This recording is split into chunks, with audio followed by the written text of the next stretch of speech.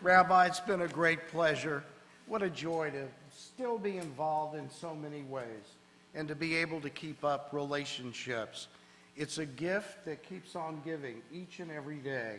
I'm so lucky to have you as my senior rabbi. And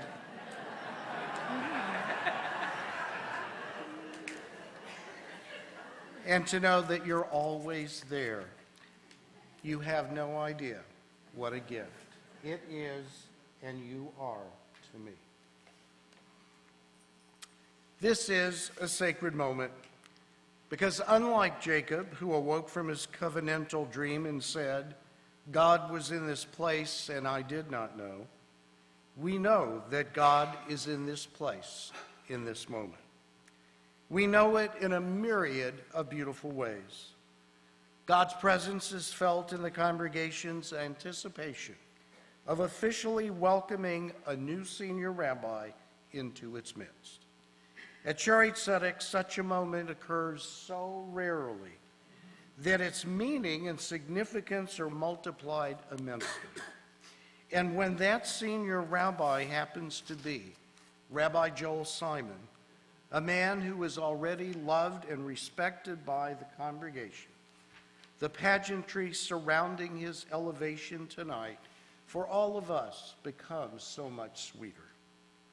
God is also present in the joy that fills the hearts of Rabbi Simon's family. What a blessing, Joel, that your dad, Ron, could be here with us and could live to see this day, and that he could be joined in this simcha by your brother Josh. Now that you are a parent, you know what it feels like to experience the joy of seeing your own children grow and succeed. This night, I know for him, is a dream come true, a true dream that is only tainted by the sadness and regret that your mother, Vicky of blessed memory, could not be here as well. Though I suspect that in some way, as you always tell our bar mitzvah students, when they are at a beautiful moment and a loved one has passed, she already knew that a night like this would eventually come for you. You always gave her the gift of making her proud. And she told me more than once. Okay, if she told me once, she told me 1,000 times how proud she was of you.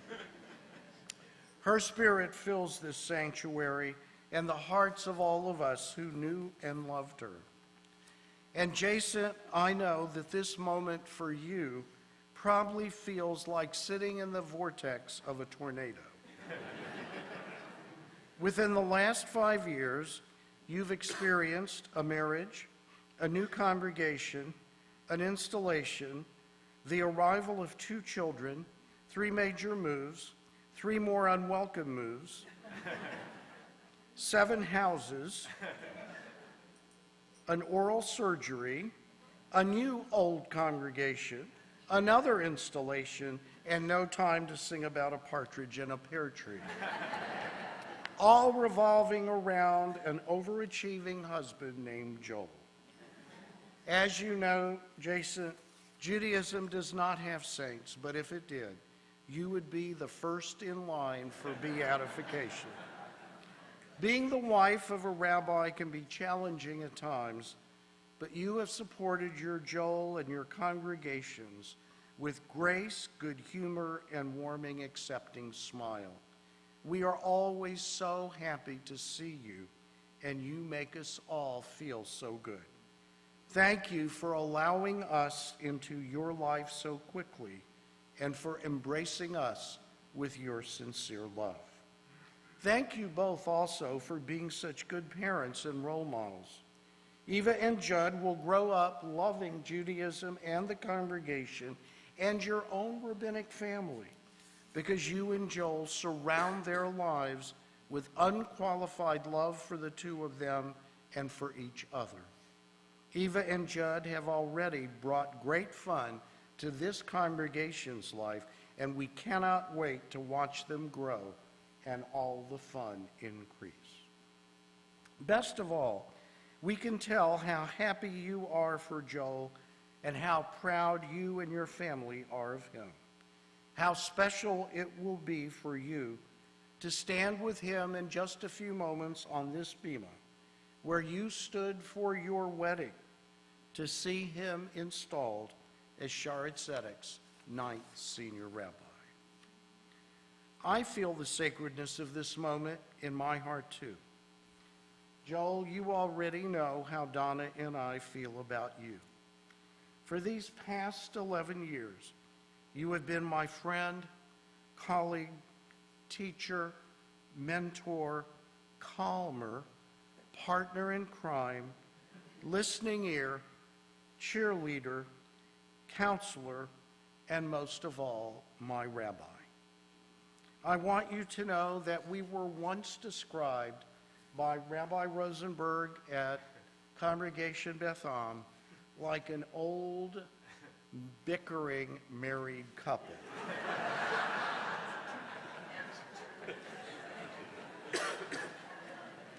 You never know how you appear until you see it through the eyes of somebody else. You've been there in my good moments and in my trying ones. I always trusted you, and I knew I could get sound, insightful advice when I bounced ideas off of you. I knew I could confide in you and that you would be my rabbinic partner in every way. I always have felt free to disagree with you because I knew you would be thoughtful and fair in response. And I always knew that you would put the welfare of the congregation that I love first.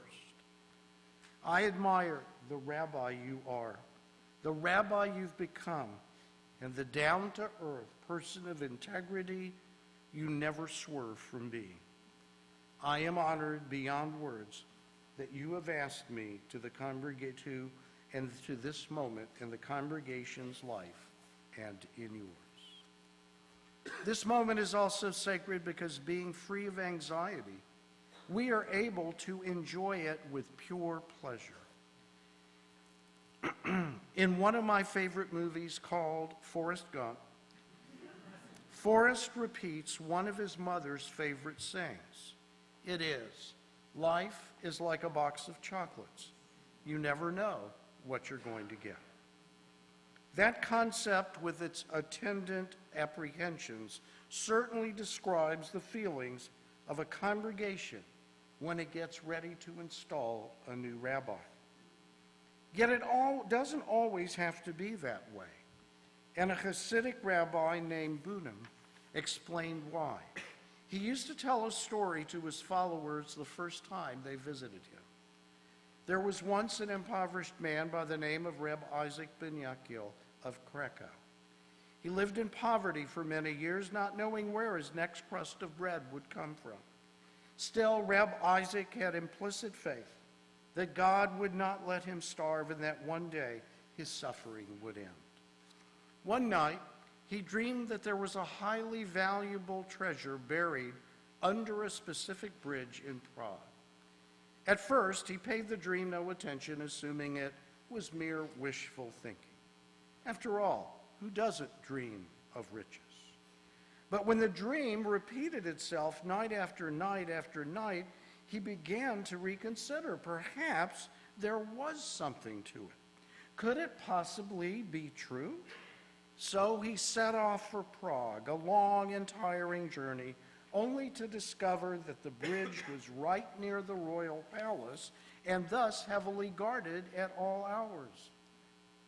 Soldiers marched up and down, alert, ready, looking for any sign of danger or unusual activity.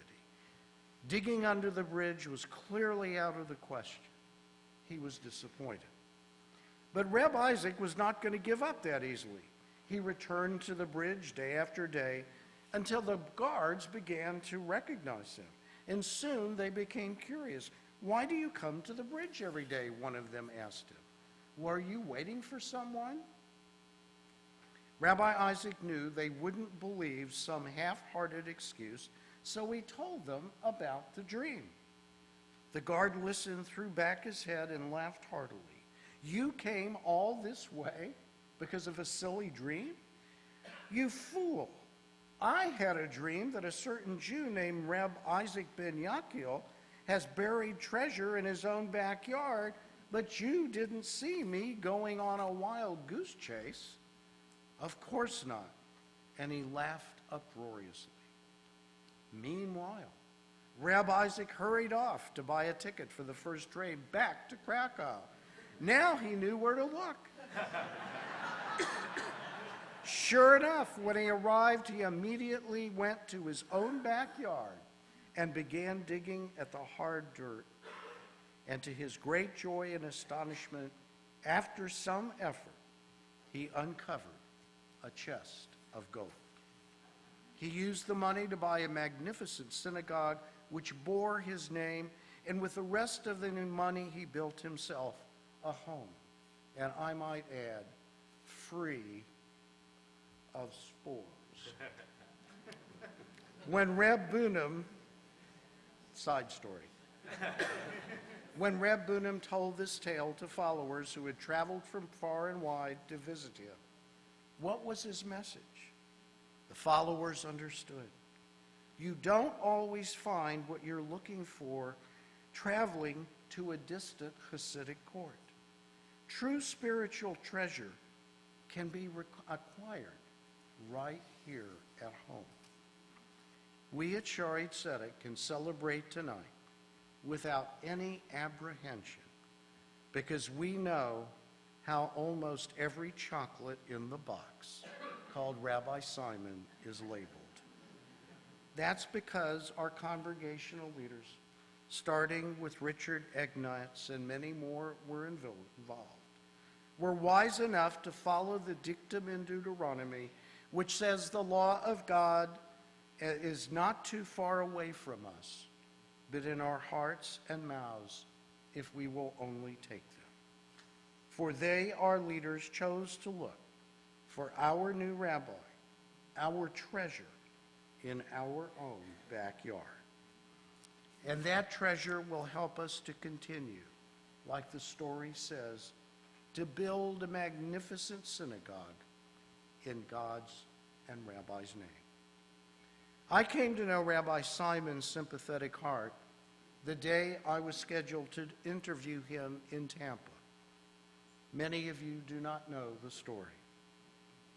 Donna's and my grown son, Stephen, was suddenly hospitalized in Orlando, and I had to miss the interview with the man who might become my new assistant rabbi.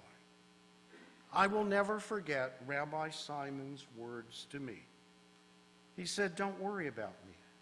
Go and take care of your son. I'll be here when you come back. And if not, I will make all the time we need to get to know each other."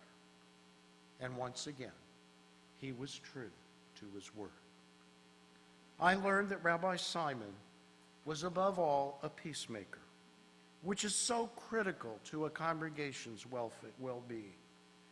The first time someone responsible to him slipped up, I heard him say, "I've done that myself 1,000 times.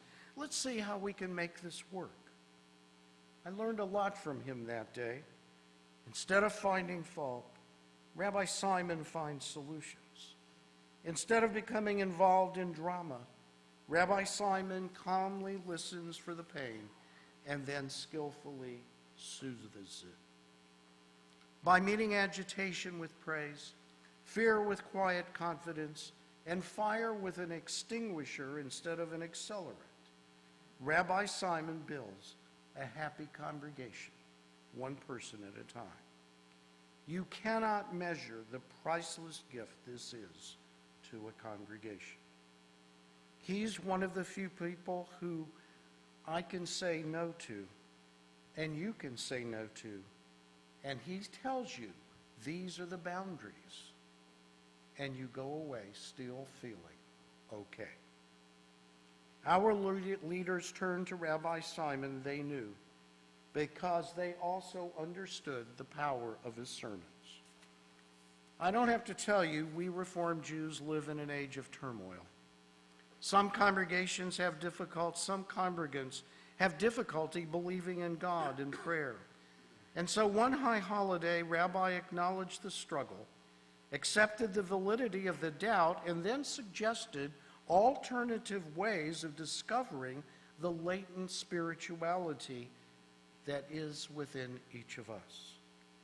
In another sermon at election time, when congregants were at odds with each other over the candidates, imagine that, Rabbi deftly redirected the focus from the candidates to what was the real danger, which was the fear that both sides were feeling. Deal with your fear first, he said, and then worry about the candidates. You might find that you're not that far apart. In so speaking, Rabbi gained universal agreement over the truth inherent in that concept, which then allowed everyone to go home feeling more at peace. Few at the time realized how brilliantly Rabbi had sidestepped controversy in the favor of finding commonality. But it was just another example of the Rabbi Simon magic being buried in our own backyard. Rabbi is an exciting and challenging teacher for people of all ages, a pastor who listens for the meaning behind the words, a scholar who never stops learning, an ever-present presence for those in need, a fun-loving and funny guy who one day decided on a whim to drop everything we were doing at Temple and go to a Rays game during the middle of the week, and then have the nerve to tell congregants we saw there that we were on a field trip.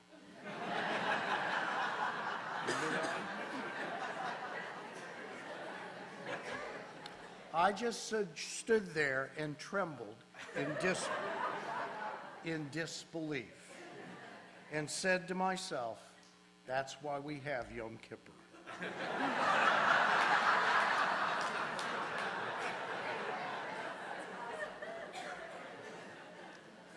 Rabbi is a philosopher, a dreamer, a great fundraiser and team builder, a reformed traditionalist or traditional reformist, depending on the day, but always a sincere and practicing Jew. And he can be the community rabbi while still being the guy next door. He is everything a congregation could want in a rabbi and a friend. He is, in Forrest Gump's words, the whole box of chocolates. So you never have to wonder what you will get, because whatever it is, it will be sure to please. For more important to him than anything else is the desire to love you as God made you. And so I close now with a true story about Rabbi Simon that I have kept close to my heart and cherished for all these 11 years. He may not remember having said this to Donna and to me, but I will always remember it as I have this long, because it meant so much to me and means even more now in retrospect. Rabbi had just completed his first Rosh Hashanah service at Congregation Schaarai Zedek and given a well-received sermon that morning. Donna and I invited him to join us for dinner that evening after a hard day of praying. Joel was in the back seat of the car. As we drove down West Shore and approached the light at Kennedy, Joel from the back seat said, so that I could easily hear, I can't thank you enough for bringing me here. This is a place where I think I can be successful. No brand new assistant had ever said anything like that before to me, and it made me feel appreciated beyond words. I thanked him for saying that and then tucked it away in case a time came one day when I could repeat it to him. Well, that time is now, and I just did.